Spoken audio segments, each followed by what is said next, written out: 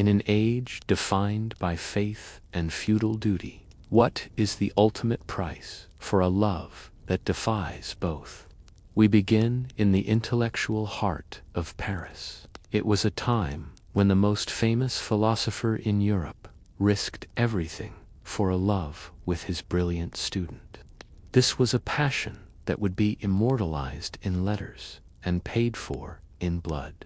We'll delve into a world where personal desire clashed violently with societal expectation. These aren't just stories of romance. They are chronicles of rebellion, ambition, and the profound human cost of defying an era's rigid rules. If tales of history's hidden passions intrigue you, consider liking this video and subscribing for more journeys into the past. Let us know in the comments which historical periods' social customs you find most fascinating. Welcome to Sleeping Scribe, where calming history stories help you unwind and gently fall asleep. Tonight, in Bedtime History, we journey back to the bustling streets of 12th century Paris, a city awakening to new ideas, where the schools near Notre Dame Cathedral buzzed with intellectual energy. It was here that a scholar named Peter Abelard, a man as famous for his mind as any king was for his crown, would meet a young woman whose intellect matched his own, setting the stage for one of history's most famous and tragic love affairs. Our story begins not in a castle, but in a classroom. The air of the early 12th century was charged with a new kind of energy, a rediscovery of knowledge that historians would later call the 12th century Renaissance. And the heart of this intellectual awakening was Paris. The city was a magnet.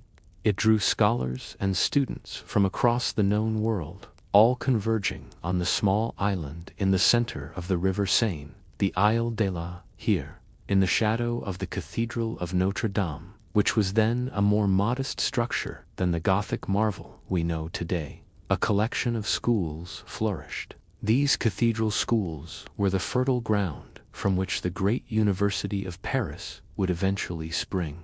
They were places of fierce debate and profound learning. The murmur of Latin was the city's true soundtrack, a constant hum of students arguing points of logic and theology in the narrow, winding streets. Into this vibrant world strode Peter Abelard. He was a phenomenon. Born into a minor, noble family in Brittany, he had forsaken the sword for the pen, trading his inheritance for a life of the mind, and what a mind it was. By his late 30s, Abelard was the undisputed star of the Parisian academic scene. He was a master of logic and dialectic, the art of reasoned argument. His lectures were events. Students packed the halls to hear him, captivated by his charisma, his sharp wit, and his willingness to challenge even the most entrenched doctrines. He was brilliant, he was handsome, and he was profoundly, undeniably arrogant. Abelard knew his own worth, and he carried himself with the confidence of a man who believed he had no intellectual equal in the world. His most famous work, titled Sic et Non, which translates to Yes and No, perfectly encapsulated his method and his disruptive influence. In this book, he compiled over 150 theological questions and then gathered quotations from the Church Fathers that directly contradicted one another. He offered no resolution. He simply presented the contradictions, forcing his readers and students to use logic and reason to navigate the complexities of faith. To some, this was groundbreaking. To others, it was deeply dangerous, a flirtation with heresy. But for Abelard, it was simply the pursuit of truth, and it cemented his reputation as Europe's foremost and most controversial thinker. While Abelard commanded the lecture halls, Another brilliant mind was being carefully nurtured in the quiet solitude of a Parisian home. Her name was d'Argentea. In an age when education for women was a rarity, often limited to the basic literacy needed to manage a household or read a prayer book, Say was a profound exception. Under the devoted care of her uncle and guardian, a respected church official named Canon Fulbert, she had received an education that would have been the envy of any young man. She was not just literate, she was a true scholar. She was fluent in Latin, the language of all academic discourse. She had also mastered Greek and even Hebrew, unlocking ancient texts that were inaccessible to most of her contemporaries. She was more than just educated. She was possessed of a keen, analytical intellect and a deep love of learning for its own sake. Fulbert, for his part, was immensely proud of his niece. He boasted of her intelligence to his colleagues, her existence a testament to his enlightened patronage. He wanted nothing but the best for her, and in the Paris of the 1110s, the best teacher was, without question, Peter Abelard. And so, a plan was formed, an arrangement was made. Abelard, in his own autobiography, a searingly honest account titled Historia Calamitatum, or The Story of My Misfortunes, admits that his motives were far from pure. He had heard the tales of Fulbert's brilliant niece. He was intrigued. He confesses that he saw in her a target for seduction, a conquest that would add another laurel to his already considerable fame. Using his celebrity, he approached Fulbert, suggesting that his own household was a distraction from his work, and that he was seeking quiet lodgings. He proposed moving into Fulbert's home. In exchange for room and board, he would personally tutor the gifted Say. To Canon Fulbert, the offer seemed an act of providence. The greatest philosopher in Europe wanted to live under his roof and personally instruct his beloved niece. It was an honor beyond his wildest dreams. He agreed immediately and enthusiastically, his pride in Say blinding him to any potential danger. He gave Abelard complete authority over her education, even encouraging the philosopher to use physical discipline if her studies faltered. The arrangement was made. Abelard, then in his late 30s, moved into the home of Canon Fulbert and became the private tutor to Say, a young woman who was likely just 17 or 18 years old. The lessons began under the watchful yet unsuspecting eye of her uncle.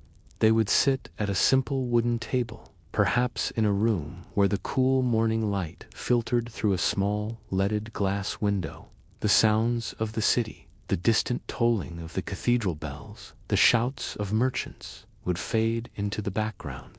In their small study, the world consisted only of books and ideas. The air would have carried the familiar, comforting sense of a scholar's life, the dry, earthy smell of old parchment, the sweet perfume of beeswax candles, and the faint, ever-present aroma of wood smoke from the hearth. Abelard's quill would scratch across a sheet of vellum, its sharp sound the only interruption in their focused silence. He would have worn a heavy wool tunic, its rough texture a contrast to the delicate pages of the manuscripts they studied together. At first, their relationship was precisely what Fulbert had hoped for. It was a meeting of minds. Abelard was astonished by Say's intellect. She was not just a passive recipient of his knowledge. She challenged him, questioned him, and debated with him on a level he had rarely encountered, even among his most senior students. The intellectual spark between them was immediate and intense. She was captivated by the sheer force of his mind, and he was captivated by the discovery of his equal. But soon, the nature of their lessons began to shift. Discussions of Aristotle's logic would subtly transform into explorations of Ovid's poetry on love. The abstract principles of philosophy became a framework for understanding the very real and very powerful emotions that were beginning to stir between them. The line between teacher and student, a sacred boundary in their world, started to dissolve. As their lessons intensified, the line between philosophy and passion began to blur, leading them down a path from which there would be no return. Under the roof of the doting and oblivious Canon Fulbert, the academic pretense quickly fell away. The study, once a sanctuary for the mind, became a sanctuary for the heart. Abelard would later write that soon there were more kisses than philosophical arguments, and his hands strayed more often to her body than to their books. Their intellectual connection had ignited a physical passion that consumed them both. They conducted their affair in secret, using their study sessions as a cover for their romantic rendezvous. The quiet murmur of Latin that Fulbert might have heard from the hallway was no longer a debate on theological doctrine, but whispered words of love. A passed note, its edges folded tightly, would feel warm in the palm of a hand, a silent promise of a stolen moment later in the darkened house. Every shared glance across the dinner table was fraught with a delicious tension. The challenge of appearing as a formal teacher and a respectful student while their inner worlds were ablaze. Abelard, the celebrated philosopher, found his focus shattered. He confessed that his lectures, once the center of his universe, became a tedious chore. His mind was not on logic, but on say. He neglected his students, his writing suffered, and his creative energies were channeled into a new, and for him, surprising direction. He began to write love songs. These were not academic treatises, but passionate, lyrical poems set to music, all dedicated to his secret love. Abelard, the master of dialectic, was now a troubadour, and because he was famous, his songs became famous too. They spread through the student quarters of Paris, sung in taverns and halls, their melodies carrying on the night air. The whole city was singing about the love of an unnamed woman, never suspecting that the object of the great philosopher's affection was the brilliant young recluse living under his own roof. Say, for her part, was not a passive participant in this affair. She was a woman of powerful convictions. As their love deepened, the question of their future arose, and with it, the subject of marriage.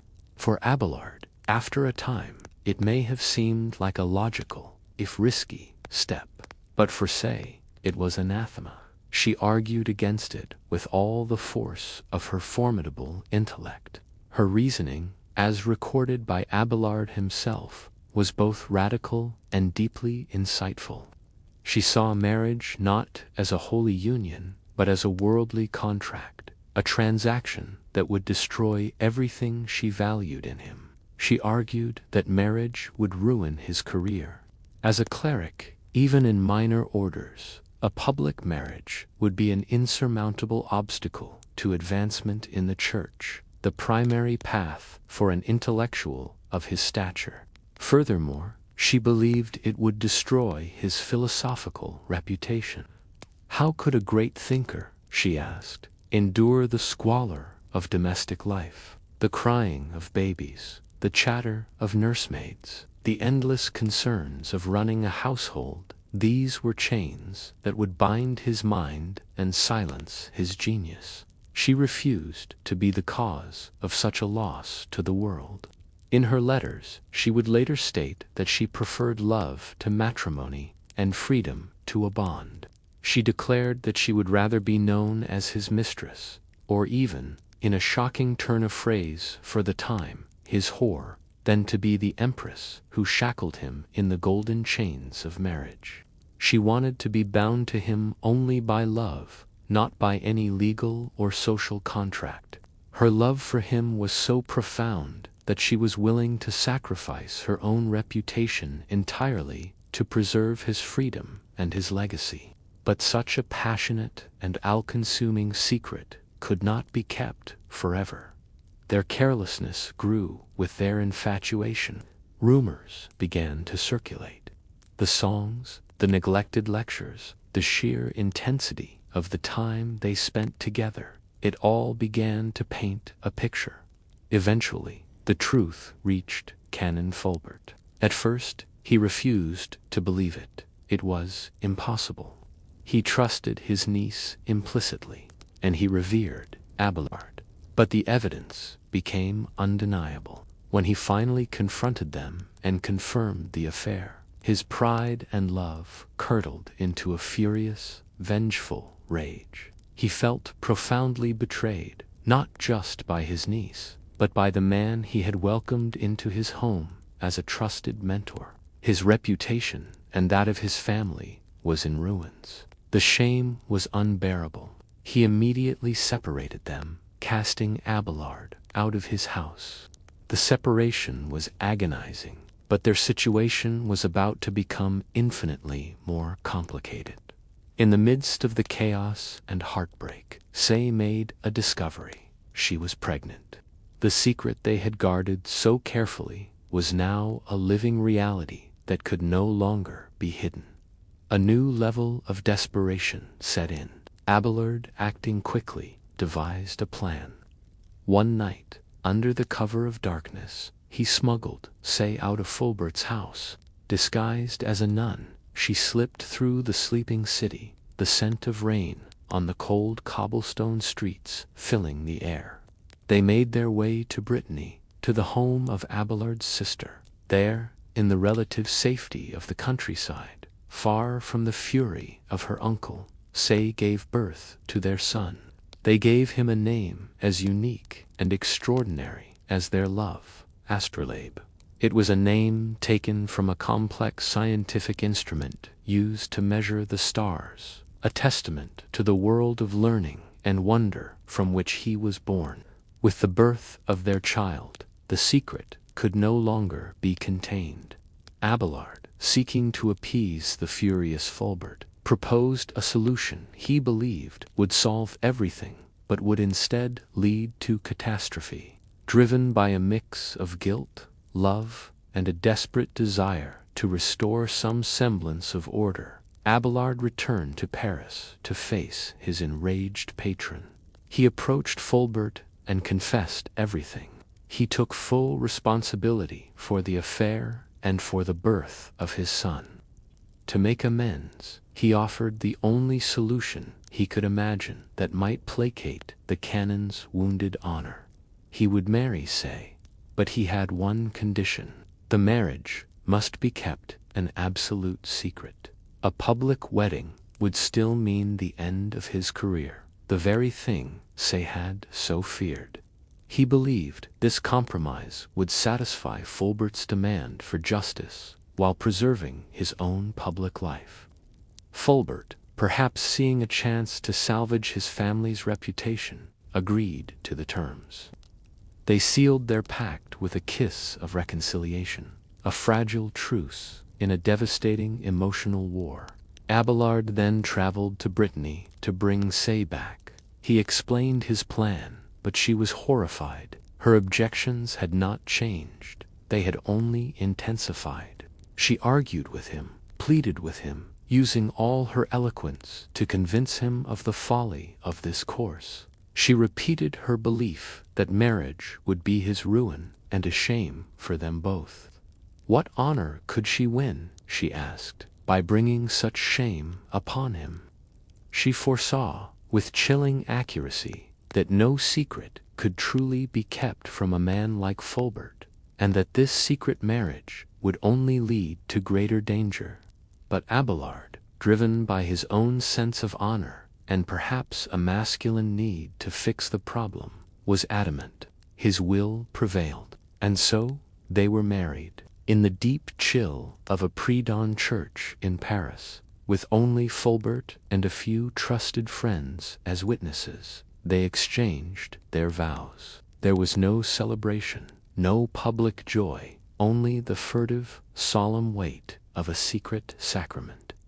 They parted almost immediately after the ceremony, continuing to live separately to maintain the illusion that nothing had changed. But as Say had predicted, the secret did not hold. Fulbert, his rage still simmering beneath the surface of their agreement, broke his promise. He and his servants began to spread the news of the marriage, determined to restore his own honor by publicizing his niece's union with the famous scholar. When the rumors reached Say, she acted instinctively to protect the man she loved. She publicly and vehemently denied that they were married. She swore oaths that it was a lie, a fabrication. To her, this was an act of ultimate loyalty, a sacrifice of her own good name to save his career. But to Fulbert, this was the final, unforgivable betrayal. He saw it as proof that Abelard was not only a seducer, but also a liar, and that his niece was now fully complicit in his deception. His anger, now mingled with a sense of public humiliation, boiled over into a plot for monstrous revenge. Fearing for her safety in her uncle's house, where his angry voice now echoed in the stone halls, Abelard made a fateful decision. He sent Say to a convent at Argentea, a place where she had spent some time as a girl. He had her wear the habit of a novice, but not take the vows of a nun, believing this would keep her safe from her uncle's wrath. Fulbert, however, interpreted this move in the most sinister way possible. He believed that Abelard, having grown tired of Say, was now trying to discard her by forcing her into a convent. This, to him, was the ultimate insult. His desire for retribution became absolute. He conspired with some of Say's relatives, and together they hired thugs. They laid their plan with cold, brutal precision. One night, as Abelard slept alone in his room in Paris, the dark shadows of the street outside concealing the approaching danger, the men made their move. They bribed one of Abelard's servants to leave the door unlocked. The sudden, shocking sound of his chamber door breaking open ripped Abelard from his sleep. Before he could react, the men were upon him. They held him down, and there, in the darkness of his own room, they enacted their terrible revenge. They took from him, with a blade, the very source of the manhood that had, in their eyes, dishonored their family. The castration of Peter Abelard was a swift, shocking, and unimaginably brutal act. The next morning, the city awoke to the news. The public outcry was immense. The crime was so heinous that justice was swift. Fulbert's hired assailants were caught, and by the cruel logic of the law of the time, they were punished with blinding and castration themselves. But the damage was done. For Abelard, the physical pain was immense, but the psychological humiliation was total. His pride, his ambition, his very identity as a man in the world had been stripped away in a single night of violence. His public career was over. His body and spirit shattered. He retreated from the world, seeking refuge in the cold, sterile silence of a monastery cell. He became a monk at the Abbey of St. Denis, shattered by the horrific revenge. Their lives together were over. But in their forced separation, a new chapter of their story began, one written in ink and preserved for centuries. The world that Abelard and Say had known was gone forever. Before he took his own monastic vows, however, Abelard insisted on one more act that would bind their fates together. He commanded Say to become a nun. She had to take the veil before he would take his own vows. There was perhaps a sense of jealous possession in his demand, a desire that if he could not have her, no other man ever would. Say, heartbroken and seeing no other path for herself, obeyed. She later wrote of the day she took her vows at the convent in Argentea. lamenting that she had shed more tears for the loss of her lover than for the sacrifice she was making for God. Thus, their new lives began. Abelard, the monk, and Say, the nun. They were separated by stone walls and sacred oaths. Years passed in silence. Abelard eventually resumed teaching and writing, though his life was marked by constant conflict with church authorities, who found his ideas as dangerous as ever. Say, meanwhile, applied her formidable intellect and character to her new role. She did not simply languish in the convent. She excelled. She rose through the ranks to become the prioress and was widely respected for her wisdom and leadership.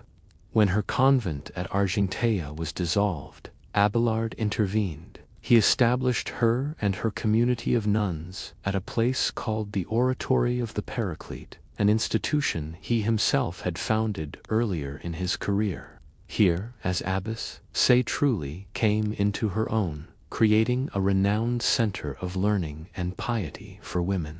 Their story might have ended there. Two separate lives lived in the shadow of a shared tragedy.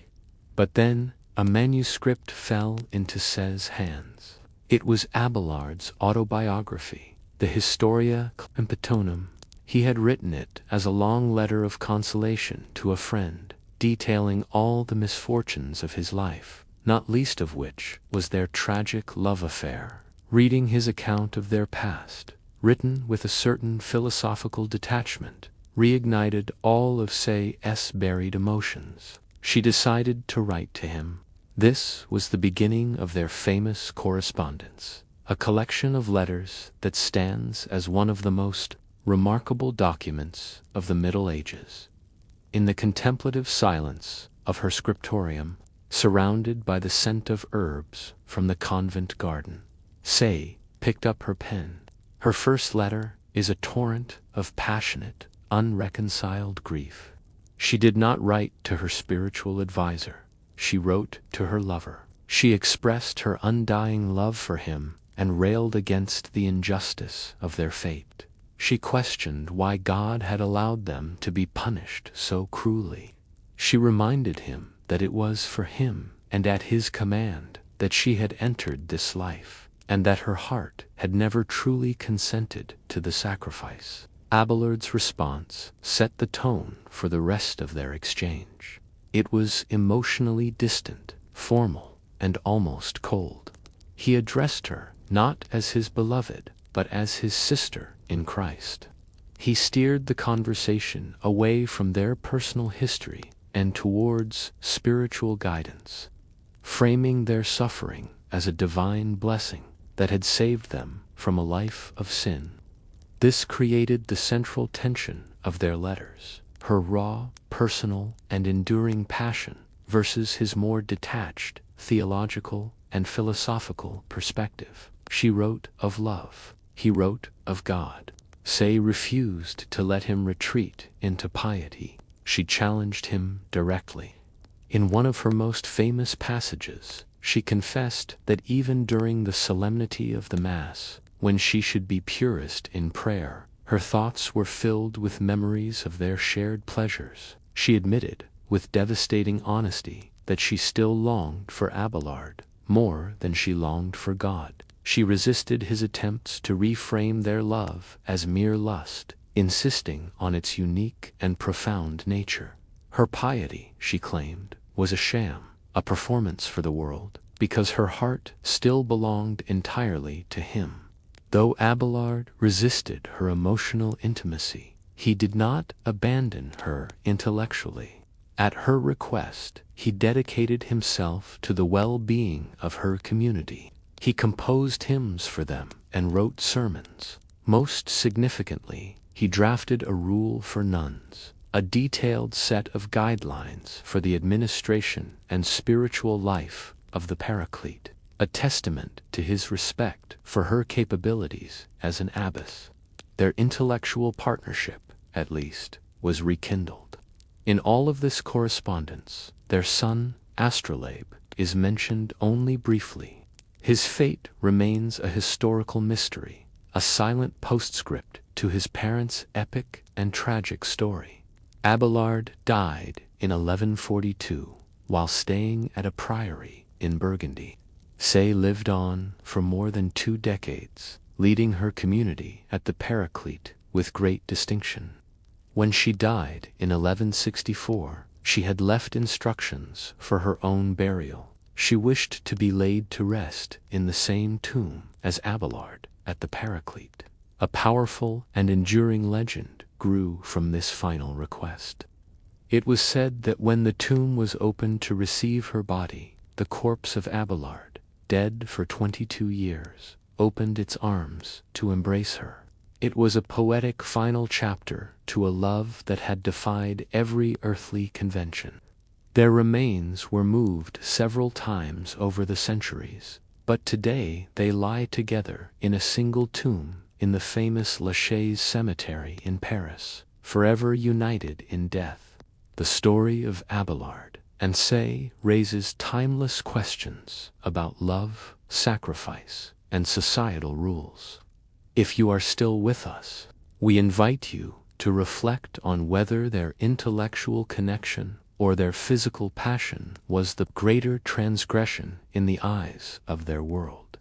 Our journey now leaves the quiet, candlelit studies of Paris and enters the grand, wind-swept halls of royal power.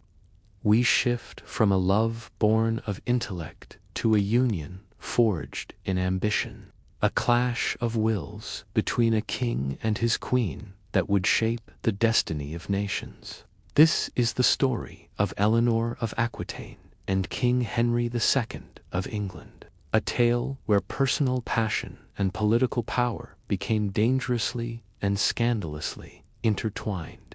We begin not with a king, but with a duchess who was a ruler in her own right. Eleanor was not merely a noblewoman, she was the most eligible and powerful heiress in all of Europe. Upon her father's death, she inherited the vast and wealthy duchy of Aquitaine. This was not a minor territory. It was a huge, sprawling domain that stretched across nearly a third of modern-day France, from the Loire Valley to the Pyrenees Mountains. It was a land of vineyards and bustling trade ports, richer and more culturally sophisticated than the northern kingdom of France, to which it was nominally vassal. Eleanor was not just the duchess of this land. She was the embodiment of its independent and spirited character, and as such, her hand in marriage was the greatest political prize on the continent. At the young age of 15, that prize was claimed by the heir to the French throne. She was married to the pious and reserved Prince Louis, who soon became King Louis VII of France. The contrast between them was stark. Eleanor was vibrant, intelligent, and worldly. Louis was devout, monastic in his temperament, and often overwhelmed by his formidable wife. Their union was a political masterstroke, meant to bind the wealthy south of Aquitaine to the French crown. But from the beginning, their personalities clashed. The solemn, grey court of Paris was a cage for the lively duchess from the sunny south. Her controversial spirit was put on full display for all the world to see during the Second Crusade. In a move that shocked many, Eleanor insisted on accompanying her husband to the Holy Land, bringing with her a large contingent of her own Aquitanian vassals. She did not travel as a pious pilgrim, but as a feudal ruler leading her troops. The crusade was a military and logistical disaster, and during their stay in the Crusader state of Antioch, scandal erupted. Eleanor spent a great deal of time with her handsome and charismatic uncle, Raymond of Poitiers, the ruler of the city. They spoke in their native Gascon tongue, shared private jokes, and seemed to have a comfortable intimacy that the king did not share. Rumors swirled that their relationship was incestuous, a scandalous affair that humiliated the devout King Louis. Whether true or not, the accusation poisoned the remainder of their marriage. The final and most critical failure of their union was dynastic. In 15 years of marriage, Eleanor had given Louis only 2 daughters. She had failed to produce a male heir, the single most important duty of a medieval queen. The personal incompatibility, the public scandal, and the lack of a son proved to be an insurmountable combination. In the year 1152, their marriage was officially annulled. The proceedings took place in a grand cathedral, the air thick with the heavy, sweet smell of incense. The official reason given was consanguinity, the convenient fact that they were distant cousins. It was a legal fiction, a way for both parties to exit a union that had become politically and personally untenable. Eleanor was once again a single woman, but now she was not an inexperienced girl of 15. She was a 30-year-old woman, a former queen of France, and once again the independent ruler of Aquitaine. Her journey home from Paris was fraught with peril. As she traveled south, she had to evade multiple attempts by powerful lords to kidnap her. To forcibly marry the Duchess of Aquitaine would be to instantly gain control of her vast lands. With the feel of her horse's reins taut in her hands, she rode hard, outmaneuvering her would-be suitors, her mind already working on a plan. She had no intention of remaining unmarried for long, but the next time, the choice of husband would be hers, and hers alone. She sent envoys to another powerful young nobleman, a man she had met briefly at the French court a year earlier. His name was Henry Plantagenet. He was the Duke of Normandy and the Count of Anjou, and he was 11 years her junior. Their meeting was a fusion of ambition and attraction. Henry was a dynamo, a man of restless energy, with a fearsome temper and a brilliant political mind. He saw in Eleanor the key to unlocking his own vast ambitions. She saw in him a man whose strength and vigor matched her own, a partner with whom she could build an empire. Just 8 weeks after her marriage to the King of France was annulled, Eleanor of Aquitaine married Henry. The political shockwave of this union was immense. It was a stunning coup that redrew the map of Europe overnight. The combined territories of Henry's Normandy and Anjou and Eleanor's massive Aquitaine created a single contiguous block of land that dwarfed the personal domain of her ex-husband, the King of France. A vast map of their holdings would have shown a stunning reality. This new power couple controlled more of France than the French king himself. 2 years later, in 1154, through his mother's lineage, Henry inherited the throne of England, becoming King Henry II. Eleanor, who had been Queen of France, was now crowned Queen of England. The sound of trumpets announced their arrival, and the cheers of the London crowd welcomed a new dynasty. As she felt the immense weight of the coronation robes on her shoulders and the cold press of the crown on her head, she must have known she was at the center of a world-changing event. This was the birth of the Angevin Empire, a sprawling collection of territories that stretched from the borders of Scotland all the way to the Pyrenees Mountains in the south. The early years of their marriage seemed to be a whirlwind of passion and productivity. They were a true power couple, constantly on the move, administering their vast and disparate lands. Eleanor was no mere consort. She was an active participant in governing, and their union was fruitful. They had 8 children together, 5 sons and 3 daughters. Among them were 2 future kings of England, Richard, who would be known as the Lionheart, and John. This union, forged in ambition and passion, created an empire.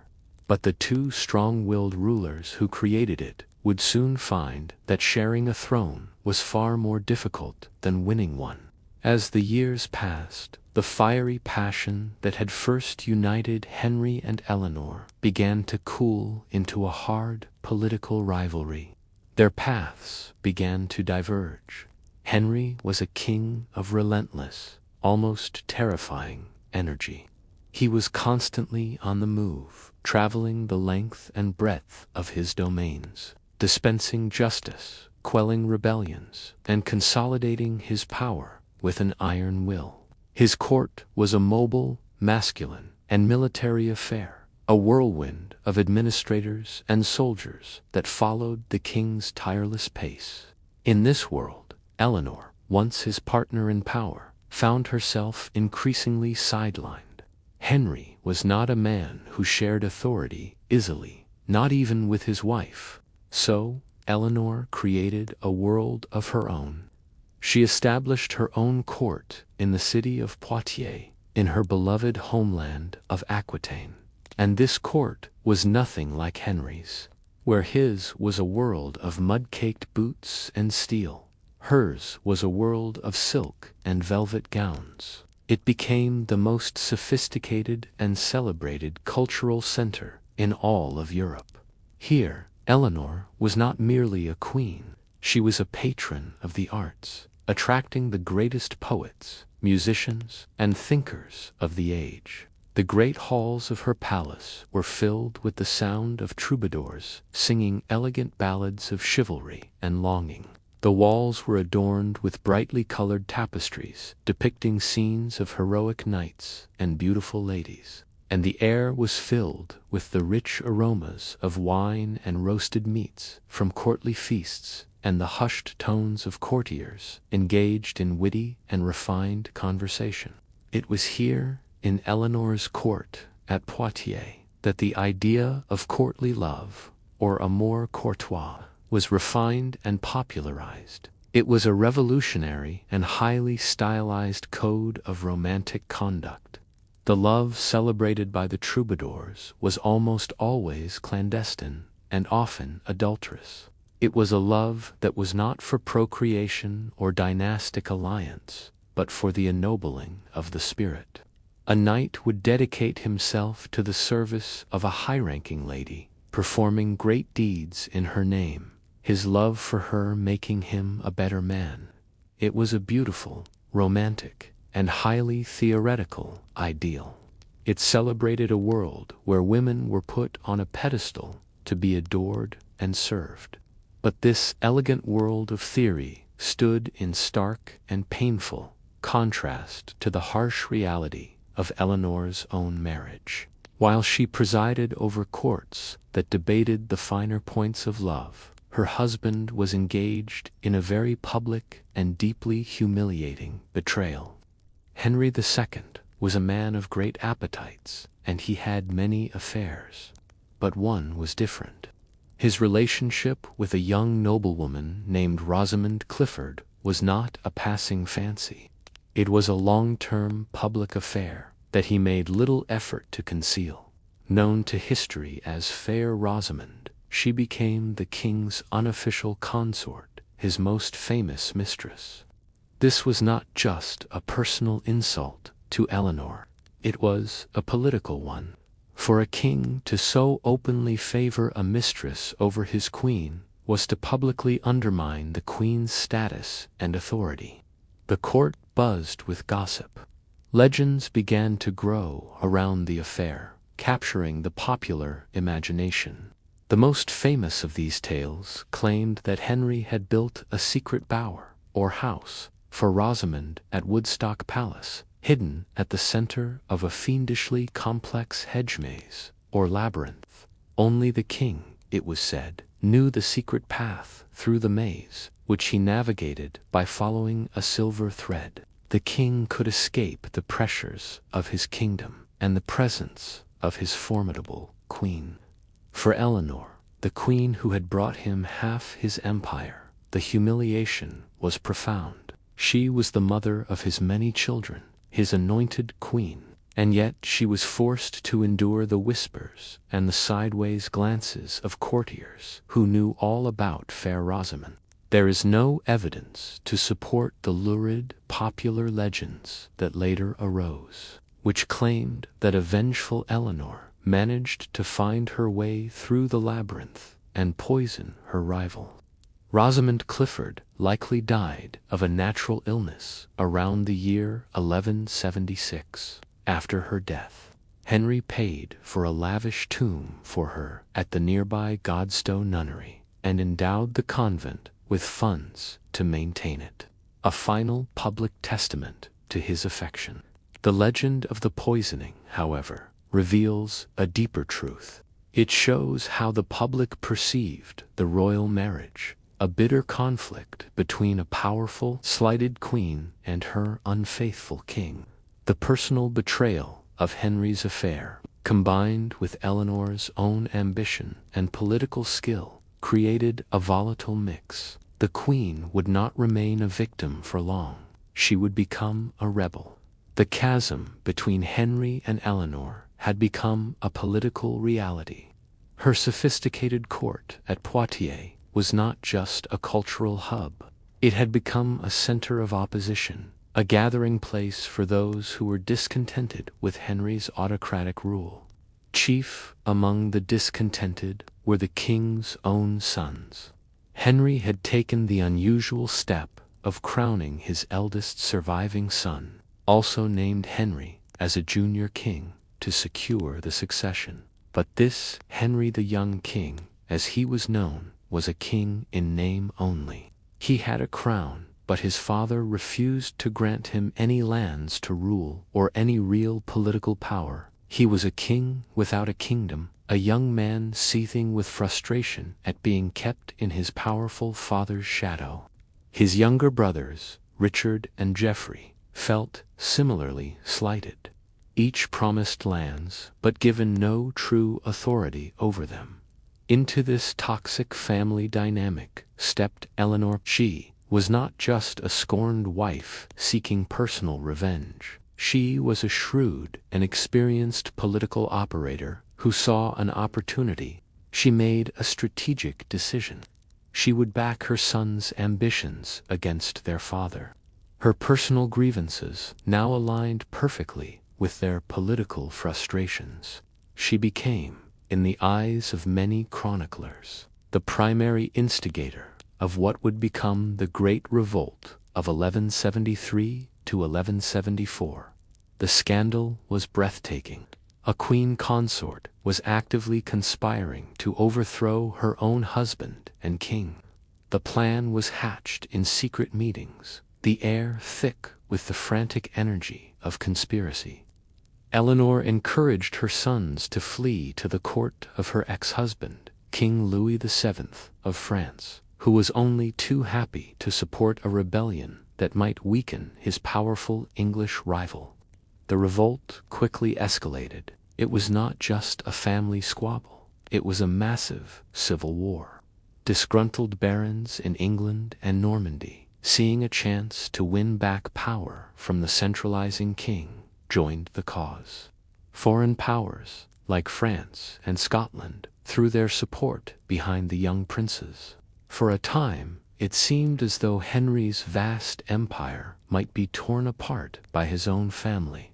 Eleanor herself decided to flee her husband's control and join her sons in Paris. Disguised as a man, she set out from Poitiers, riding hard through the night to make her escape. But she was intercepted. Henry's agents caught her before she could reach safety. Her rebellion was over. Henry, for all his flaws, was a brilliant military commander. With characteristic speed and ruthlessness, he moved to crush the rebellion. He defeated the invading armies, pacified his rebellious barons, and forced his own sons to sue for peace. His punishment for them was remarkably lenient. He forgave them, understanding that he needed his heirs to secure the future of his dynasty. But for his wife, there would be no such forgiveness. His punishment for Eleanor was swift and severe. She was to be imprisoned. The Great Revolt had been the final, irreparable break in their marriage. For Eleanor, the sound of clashing swords and armor was replaced by the sound of a heavy door being bolted shut. She would spend the next 15 years of her life as a royal prisoner. She was moved between various castles and fortresses in England, from Winchester to Salisbury, kept under close guard. Her world shrank to the size of a fortified room, her view of the world reduced to what she could see from a barred window. The years passed in a monotonous silence. The cold, damp feeling of a castle stone was her constant companion. Her direct political power was gone, her marriage to Henry effectively over. She was a queen in name only, a prisoner of the king she had once loved, and then defied. Imprisoned but not broken, Eleanor's story was far from over. The death of her husband would bring not an end, but a dramatic new beginning for the indomitable queen. For 15 long years, Eleanor of Aquitaine remained a captive. Her world was one of silence and confinement, while her husband and sons continued to rule, fight, and plot across their vast empire. But Eleanor was resilient. She waited. Her husband, King Henry II, saw his final years plagued by constant rebellion from his sons, Richard and John. He died in 1189, a broken and bitter man, reputedly cursing the names of his treacherous offspring with his last breath. The news of the old king's death traveled across the Channel to England, to the castle where Eleanor was held. One of the very first acts of the new king, her favorite son, Richard the Lionheart, was to send a command for his mother's release. The sound of a prison door creaking open after more than a decade and a half must have been the sweetest music imaginable. At the age of 67, an age when most people in the 12th century were considered ancient, Eleanor emerged from her long imprisonment. She was not a frail, broken woman. She re-entered the world as a formidable, experienced, and widely respected political force. Her son Richard was a great warrior, but his heart was in the crusade, not in the day-to-day administration of England. Soon after his coronation, he departed for the Holy Land on the Third Crusade, and he left the governance of his kingdom in the hands of his capable mother. Eleanor, the Dowager Queen, effectively ruled England as regent. The royal seal, once a symbol of her husband's power, was now pressed into hot wax at her command, a tangible sign of her own authority. She moved through the council chambers, and when she spoke, the most powerful barons in the land fell silent and listened with respect. She proved to be a masterful ruler, skillfully navigating the treacherous currents of court politics and keeping the kingdom stable in her son's long absence. Her greatest test came when Richard, on his journey home from the crusade, was captured and imprisoned for ransom by the Duke of Austria. The price demanded for the king's freedom was enormous, 150,000 marks, a sum that was 2 to 3 times the annual income of the entire English crown. It was a crippling amount, designed to be impossible to pay. But Eleanor was undeterred. She spearheaded the effort to raise the money, levying taxes, confiscating wealth from churches, and organizing the vast logistical challenge of collecting and transporting the heavy weight of gold and silver coins. It was her tireless work that eventually secured her son's release. After Richard's death in 1199, struck down by a crossbow bolt while besieging a minor castle in France, Eleanor faced another crisis of succession. She worked tirelessly to ensure the throne passed to her youngest and only surviving son, John, despite the rival claim of her grandson, Arthur of Brittany. She remained a central figure in European diplomacy well into her old age. In the year 1200, when she was nearly 80 years old, she undertook an arduous journey from her lands in France across the towering Pyrenees Mountains into Spain.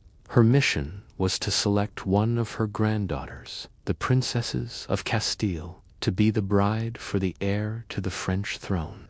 It was a final, great act of dynastic statecraft. She had outlived her great rival, Henry. She had outlived 8 of her 10 children, including the magnificent Richard. In her final years, she retired to the Abbey of Fontevraud, a place she had long patronized. The peaceful, contemplative atmosphere of the abbey was a world away from the courts and battlefields that had defined most of her life. She died there in 1204 at the remarkable age of 82. By her own design, she was buried at Fontevraud. Her magnificent funeral effigy was placed in the abbey church. It does not depict a frail, elderly woman, but a queen in her prime, lying serenely with a book in her hands. And beside her, for all eternity, lie the effigies of her husband, Henry II, and her beloved son, Richard the Lionheart, a final, silent reunion of the eagle, the lioness, and the lionheart.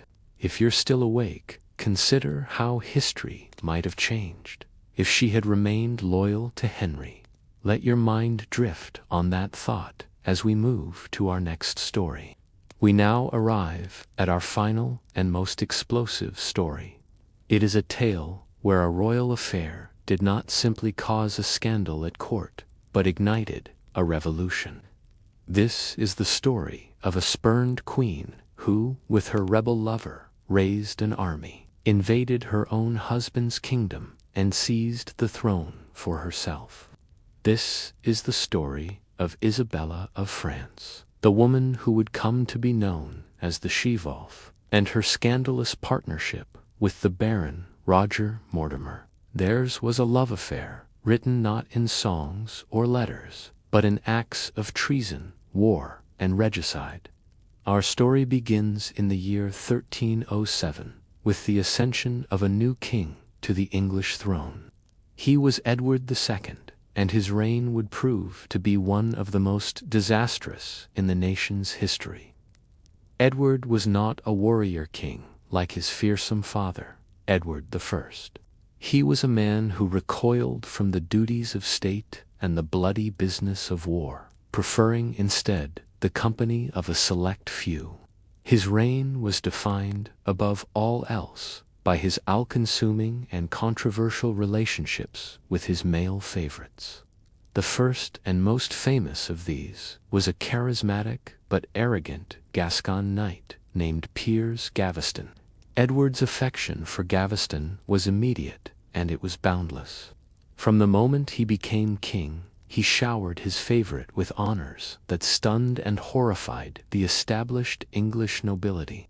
Gaveston, a man of relatively humble birth, was suddenly made the Earl of Cornwall, a prestigious title traditionally reserved for members of the royal family. He was granted vast estates, castles, and a seemingly endless stream of money and jewels from the royal treasury.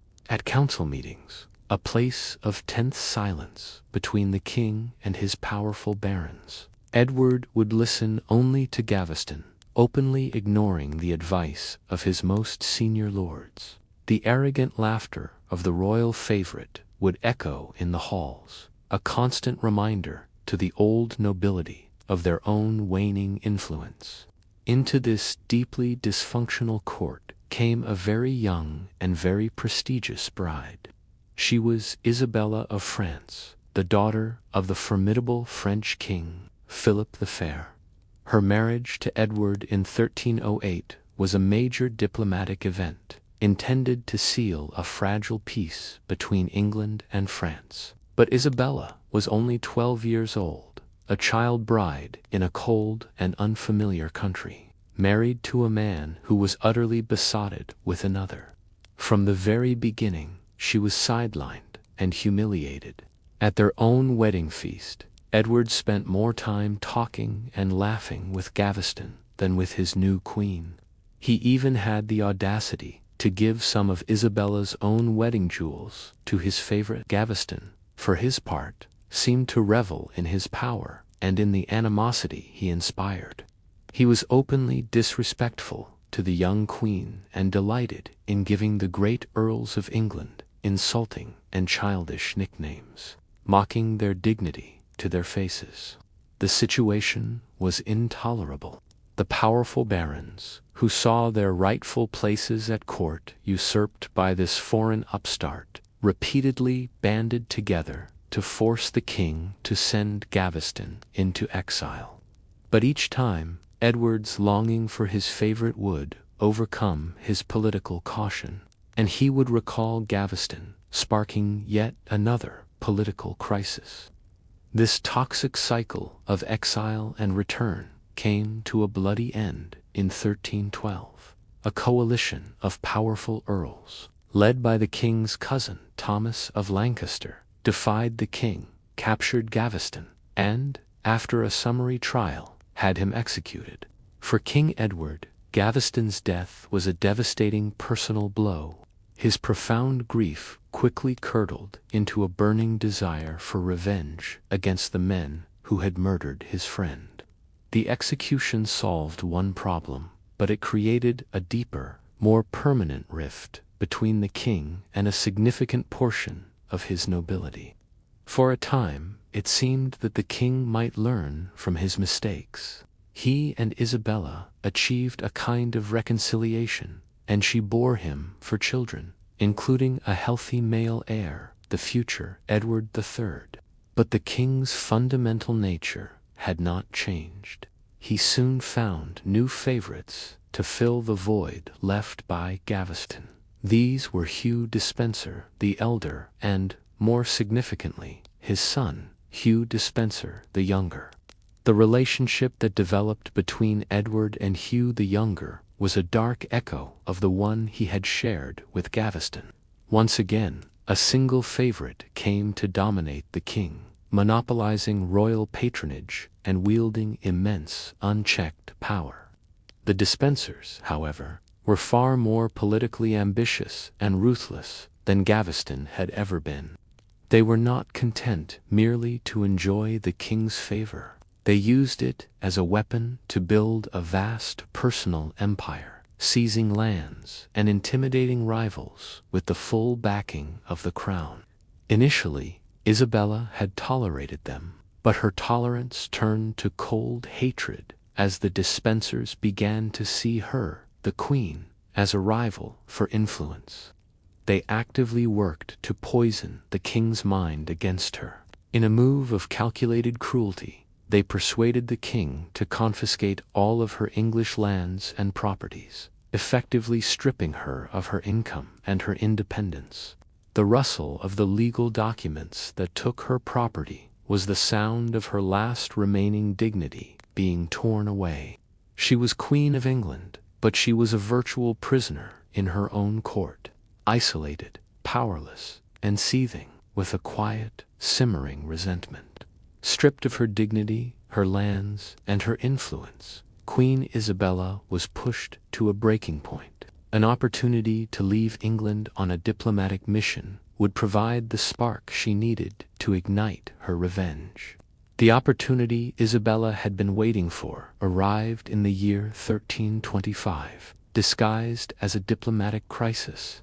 A long simmering dispute between England and France over the English-held territory of Gascony had flared up once again.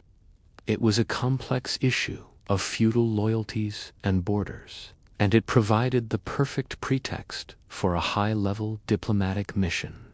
Isabella, as the sister of the current French king, Charles IV, was the ideal person to send to Paris to negotiate a settlement. King Edward and his favorite Hugh Despenser agreed to let her go, perhaps believing it was a convenient way to remove a sullen and discontented figure from court. It would prove to be the single greatest mistake of their lives. Upon arriving in her native France, Isabella was transformed. The feeling of freedom and relief must have been immense. She was no longer a powerless figure in a hostile court, but the honored sister of the King of France. She was home. She skillfully negotiated a solution to the Gascony dispute. But when the time came for her to return to England, she made a stunning and defiant public announcement. She would not set foot in England again until Hugh Despenser was removed from the king's side. It was a public ultimatum, a declaration of war against her husband's regime. Her brother, King Charles, provided her with a safe haven and his political support. From Paris, she began a campaign of letters and pronouncements, styling herself as a wronged wife who had been driven from her home by a wicked and treasonous advisor. King Edward, back in England, was stunned. He sent increasingly desperate letters, at first commanding, and then begging her to return. But Isabella would not be moved. The French court was a natural gathering place for all those who had been exiled or had fled from Edward's increasingly tyrannical rule. And the most important of these exiles was a powerful English nobleman named Roger Mortimer. Mortimer was a formidable figure, a wealthy and ambitious lord from the Welsh marches. He had been one of the leaders of a failed baronial rebellion against Edward and the Despensers a few years earlier. Captured, he was imprisoned in the formidable Tower of London and sentenced to death. But in 1323, in a feat of incredible daring, Mortimer had escaped. He drugged his jailers, cut a hole through the stone wall of his cell, and used a rope ladder to scale the walls of the most secure fortress in the kingdom. He fled to France, where he became the natural leader of the community of English dissidents. It was here, at the French court, that the spurned queen and the escaped rebel met. Isabella and Roger Mortimer were drawn together by a powerful magnetic force. They were united by their shared history of persecution at the hands of Edward and the Despensers, and by a mutual desire for revenge and restoration. They quickly became lovers. But their affair was more than just a personal passion. It was a political partnership.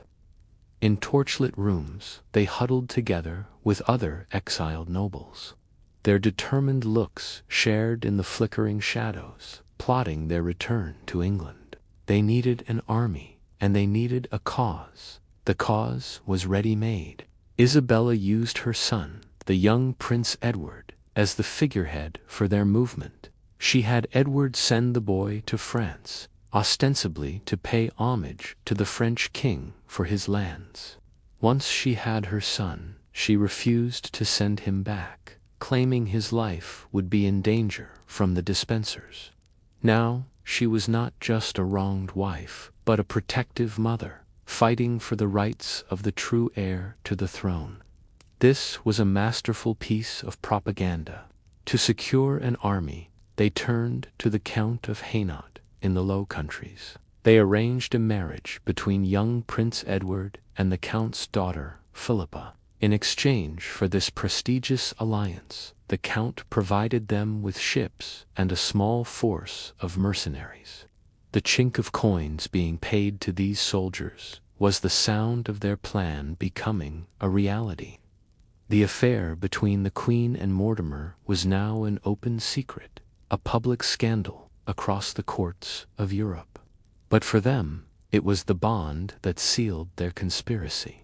With an army at their back and a cause to rally the English nobility, the spurned queen and the exiled baron set sail for England, not merely to protest, but to conquer.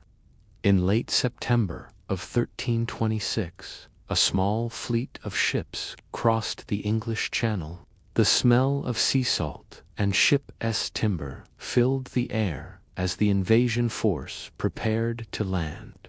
On board were Queen Isabella, her lover Roger Mortimer, her son Prince Edward, and a modest army of mercenaries. They landed on the coast of Suffolk, a quiet corner of the kingdom.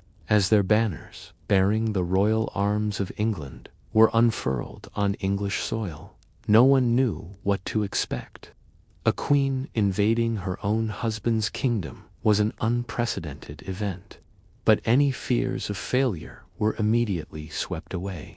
The invasion was a stunning, almost instantaneous success.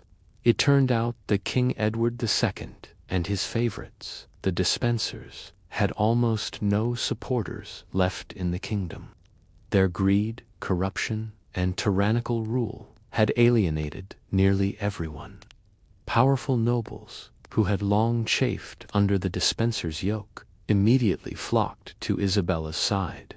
Chief among them was Henry of Lancaster, the brother of the Earl who had executed Piers Gaveston. He brought with him his own considerable army, and suddenly Isabella's small force had become a formidable host. The regime of Edward II collapsed with breathtaking speed. Isabella proved to be a masterful propagandist. She issued proclamations that were spread throughout the country, declaring that she had come not as a conqueror, but as a liberator. She presented herself as the wronged wife and devoted mother, come to rescue the kingdom from the clutches of the traitorous Despensers and to restore the rights of her son, the true heir. The narrative was incredibly effective.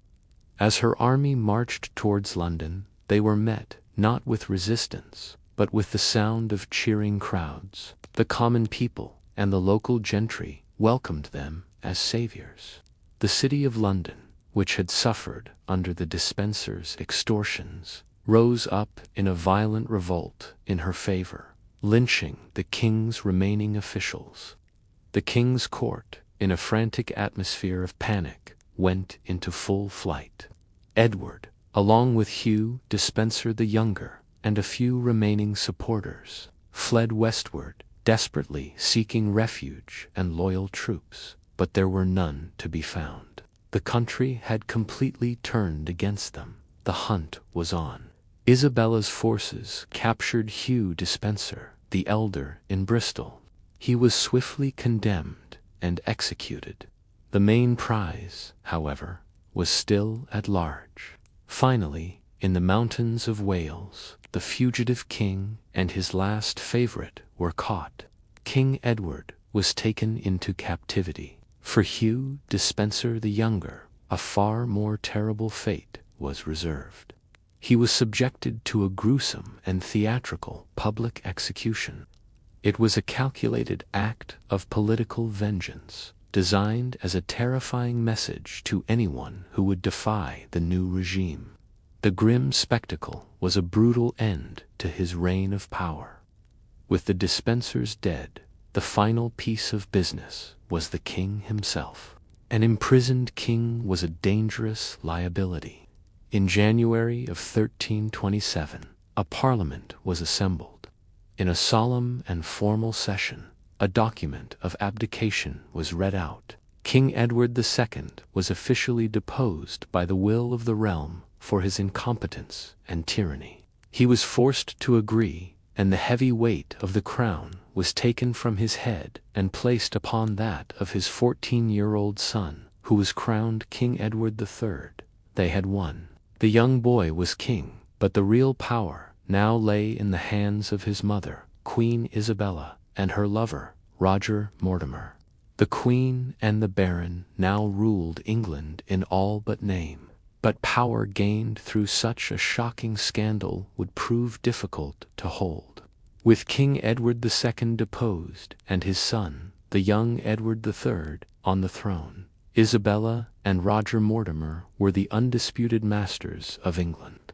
They ruled as regents for the boy king, but their authority was absolute. For a time, their victory seemed complete, but the very qualities that had made them successful conspirators, their ruthlessness, ambition, and shared passion, would prove to be their undoing as rulers.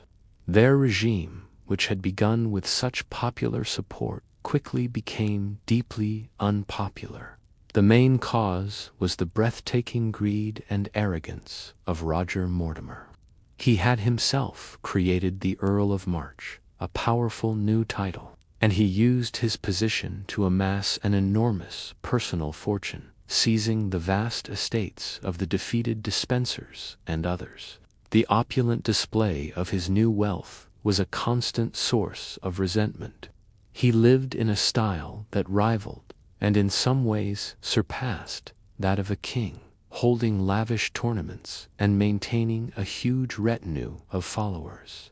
They ended a long and successful war with Scotland by signing the Treaty of Northampton, a humiliating peace that recognized Robert the Bruce as king and abandoned England's claims of overlordship. This treaty was seen by many English nobles as a national disgrace, a betrayal of the legacy of Edward I. The very lords who had eagerly joined their invasion now looked upon them with contempt. The darkest shadow hanging over their regime was the fate of the deposed king, Edward II.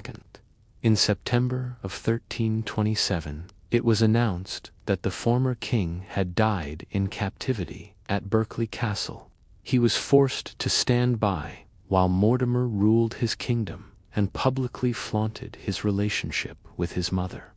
By 1330, at the age of 17, Edward had had enough. He resolved to seize the power that was rightfully his. He gathered a small group of loyal companions, and together they planned a daring coup. Their target was Nottingham Castle, a mighty fortress where Isabella and Mortimer were holding a council. The castle was heavily guarded. A direct assault was impossible. But Edward's men knew of a secret, her desperate voice echoing through the stone halls. "Fair son, have pity on the gentle Mortimer." But there would be no pity. Edward III was now in control. Mortimer was taken to London, swiftly tried by Parliament for a long list of crimes including assuming royal power, murdering the old king, and embezzling state funds, and condemned as a traitor. He was hanged, drawn, and quartered, the same brutal execution that had been meted out to Hugh Despenser. The message was clear. The regency was over. For his mother, Edward showed a calculated mercy. If you are still awake, reflect on whether Isabella was a villain, a victim, or a survivor. Let this question gently fade as we continue. Metadata section, Part 3. The She-Wolf and her King word count, 4,169. Script narration, TTS ready. Our final story tonight is different. It is not a tale of violent rebellion or political assassination, but of a quiet, enduring love that defied every social convention of its age. It is a scandal, not of betrayal, but of loyalty. We journey back to the 14th century, to the glittering court of King Edward III, to explore the decades-long affair between one of the most powerful men in Europe, John of Gaunt, and a woman of humble birth, Catherine Swynford. Their relationship began in the shadows of the royal household, but would end by forging a new royal dynasty, leaving a legacy that shapes the British monarchy to this very day. Our story is dominated by the immense figure of John of Gaunt. He was the third surviving son of the great warrior king, Edward III, a position that placed him at the absolute center of English political and military life for nearly half a century. Though he would never be king himself, he was, for much of his life, the power behind the throne. Through his first marriage to the great heiress Blanche of Lancaster, he had inherited the Duchy of Lancaster, a title he would make legendary. He was not merely a duke, he was a prince of the blood with the wealth of a king. His private army of retainers, liveried in his colors, was a force to be reckoned with. His magnificent London residence, the Savoy Palace, was said to be the grandest aristocratic house in the entire kingdom, a place of unparalleled luxury and sophistication. John of Gaunt was a statesman, a soldier, a patron of the arts, and the wealthiest, most influential nobleman in England. Into this world of immense power and privilege came a woman named Catherine Swynford. Her origins were respectable but modest. She was born Catherine de Rote, the daughter of a Flemish herald from Hainaut, who had come to England in the service of King Edward's queen, Philippa of Hainaut. Catherine and her sister Philippa grew up within the orbit of the royal court, but they were dependents, not power players. Her sister would go on to make a notable marriage to a court poet and administrator named Geoffrey Chaucer, a connection that kept the family close to the centers of culture and influence.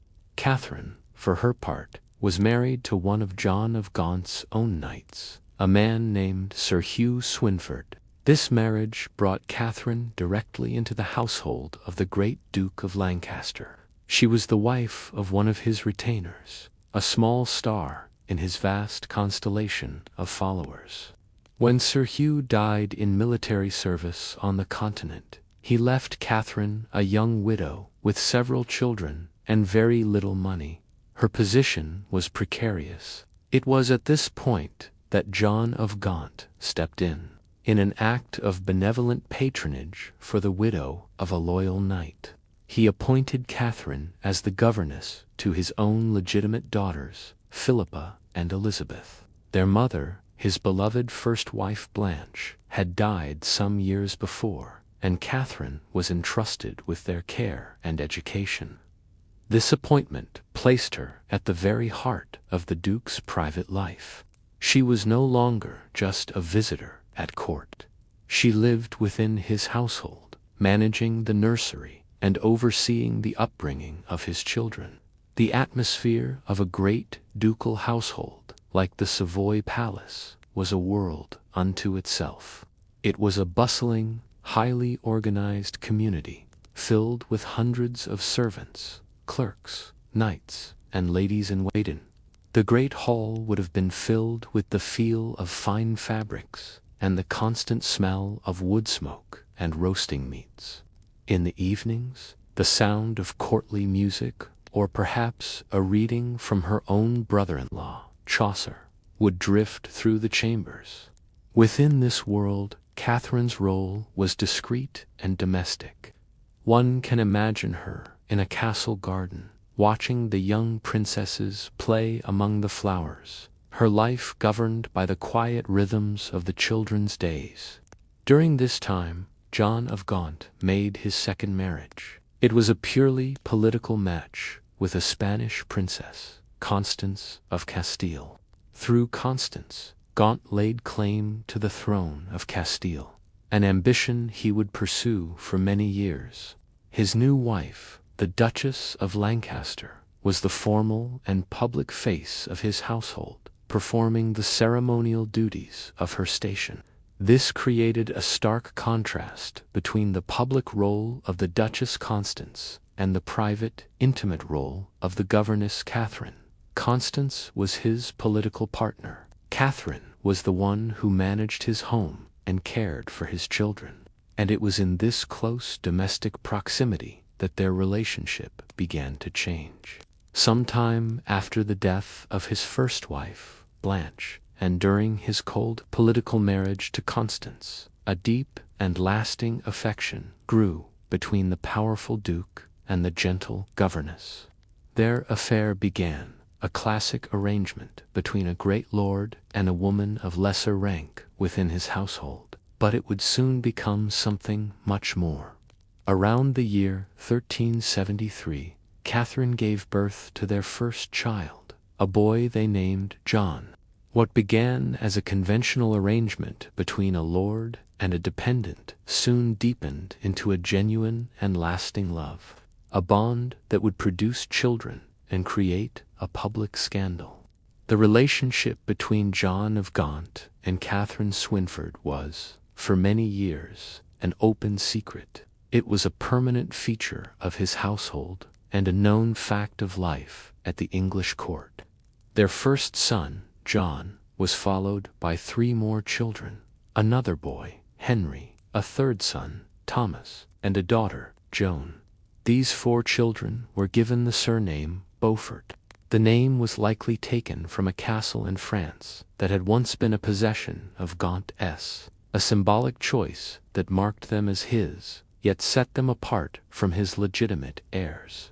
They were the Beauforts, a new and unique lineage, born of a great love, but outside the sanction of marriage. The existence of this second family, born while Gaunt was still married to his second wife, Constance, was a source of profound public and political scandal.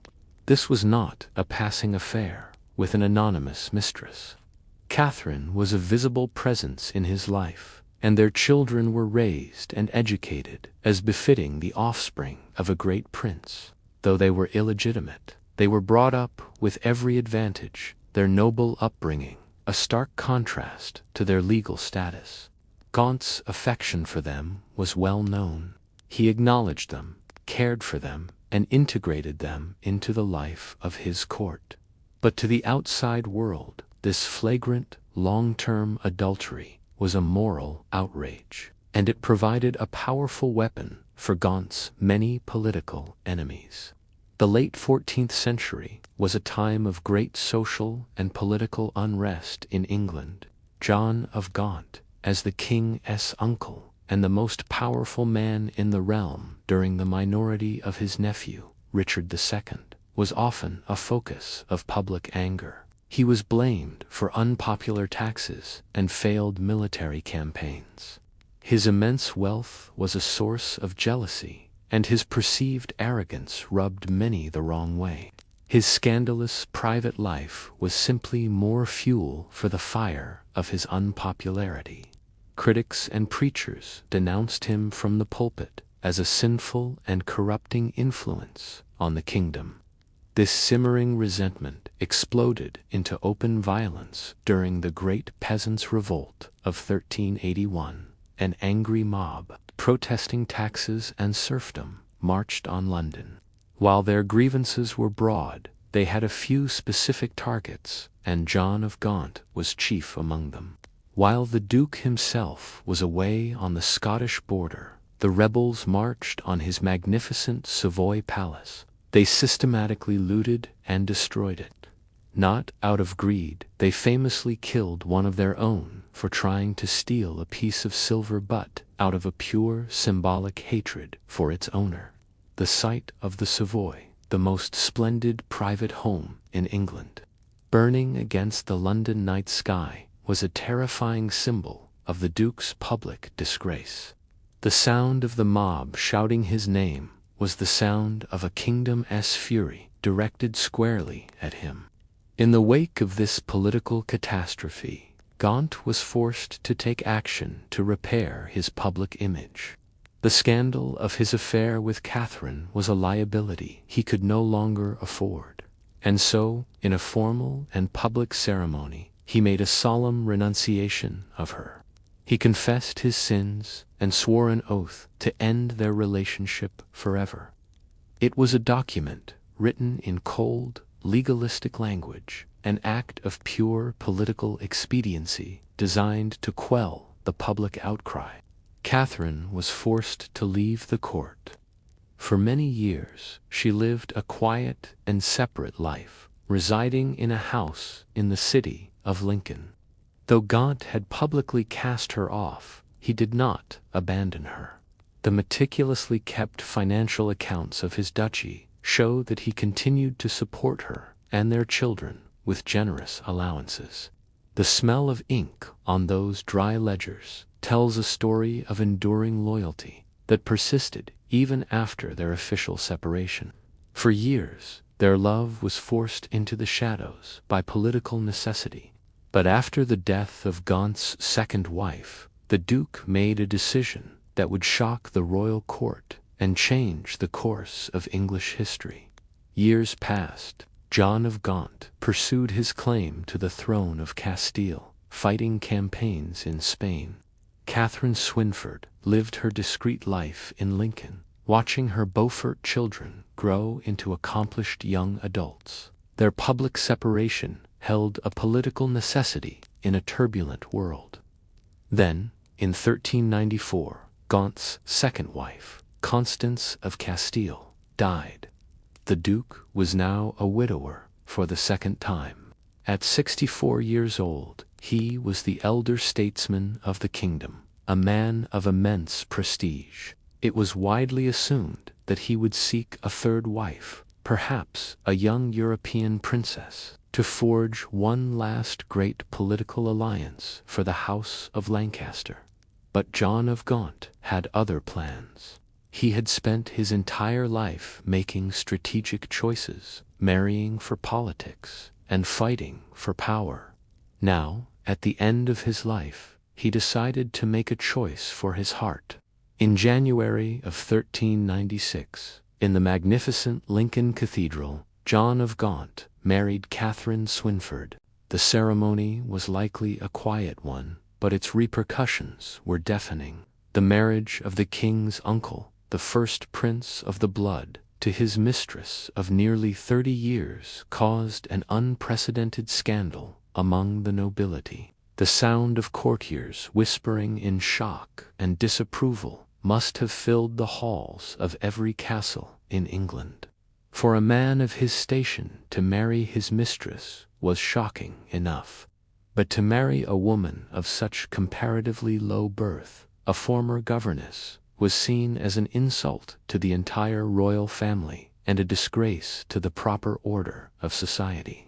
The great ladies of the court, who had for decades known Catherine only as the Duke's paramour, were now expected to bow and give precedence to her. Catherine Swynford, the knight's widow, was now Catherine, Duchess of Lancaster, the first lady of the land after the Queen herself. The sight of her wearing the coronet of a duchess must have been a bitter pill for many to swallow. But Gaunt was not finished. His next act was even more audacious. He was determined not just to make Catherine his wife, but to make their children legitimate. He appealed to his nephew, King Richard II, and to the Pope. And in 1397, in a remarkable series of events, he succeeded. King Richard, likely eager to please his powerful uncle, issued a royal patent, a formal legal document bearing the heavy wax seal of the monarch, declaring that the 4 Beaufort children were now, and always had been, legitimate. This was swiftly followed by a papal bull from Rome, giving the act the unimpeachable blessing of the Church. Finally, the legitimation was confirmed by an act of Parliament, making it the law of the land.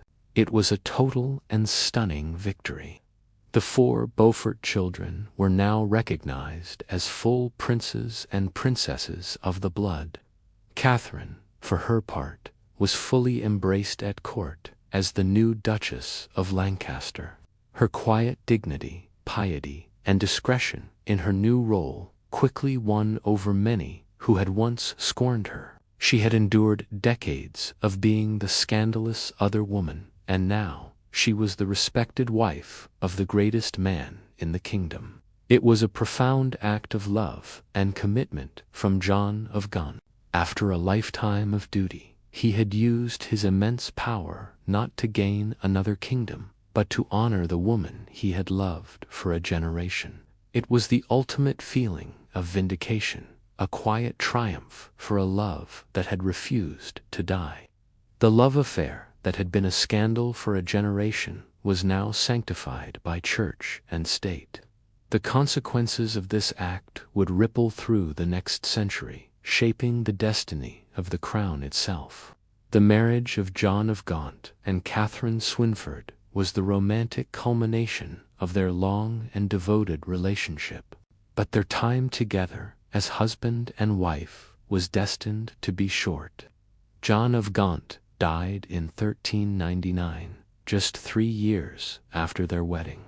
Catherine, the Dowager Duchess of Lancaster, survived him by 4 years, passing away in 1403. She was buried not with her husband in London, but in her beloved Lincoln Cathedral, in a magnificent tomb that proclaimed her status and honor to the world. For centuries, the weathered stone of her tomb has stood as a testament to her incredible life journey. But the story of their legacy was only just beginning. The legitimation of their 4 Beaufort children had one crucial, handwritten addition, a legal clause added to the Parliamentary Act by their own half-brother, Gaunt's son by his first wife, who had by then become King Henry IV. The clause read, Accepta, dignitate, regali, a short Latin phrase with enormous meaning, accepting the royal dignity.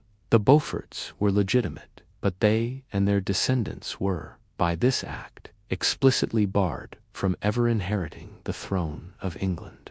Despite this, the Beauforts thrived. They were immensely wealthy, powerful, and deeply involved in the turbulent politics of the 15th century. This was the era of the Wars of the Roses, the brutal civil war fought between the 2 rival branches of the royal family, the House of Lancaster, symbolized by the red rose, and the House of York, symbolized by the white rose. The Beauforts were staunch Lancastrians, and they played a central role in the conflict. As the decades of war ground on, and the Lancastrian line began to die out, a new figure emerged with a distant and highly debatable claim to the throne. His name was Henry Tudor. His claim was incredibly tenuous, but it came directly through his mother, a woman named Lady Margaret Beaufort. And Margaret Beaufort was the great-granddaughter of John of Gaunt and Catherine Swynford, through their eldest, legitimized son, John Beaufort. Henry Tudor's entire claim to be the Lancastrian heir rested on that act of legitimation that his great-great-grandfather had secured for his mistress and their children nearly a century before. In 1485, on a field in Leicestershire, the fate of the kingdom was decided. At the Battle of Bosworth Field, the sound of cannons and clashing steel rang out as Henry Tudor's army faced the forces of the Yorkist king, Richard III. Richard was killed in the fighting, and Henry Tudor claimed the victory and the crown. He became King Henry VII, the first monarch of the Tudor dynasty. The legal clause barring the Beauforts from the throne was conveniently ignored. The crown had been won by conquest, and so the great irony of this story becomes clear. The scandalous affair between a royal duke and a commoner governess had, against all odds, produced a line of kings. The Tudor claim to the throne, and therefore the claim of every single English and British monarch that has followed, from Henry VIII and Elizabeth I all the way to the present day, is entirely dependent on the legitimation of the Beaufort children. A family tree, tracing the royal line back through the centuries, leads directly and undeniably to the love of John of Gaunt and Catherine Swynford. And so, a love that was for decades a public scandal and a private devotion became the foundation of a new royal dynasty. It reminds us that behind the grand sweep of history are human hearts whose choices can echo for centuries. As we conclude our main stories, allow this thought to guide you toward rest. We end our tale here for now, but for those still listening, a final reflection awaits. We hope these stories have been a calming companion. If you wish, let us know which of these tales surprised you the most. Good night, and sleep well.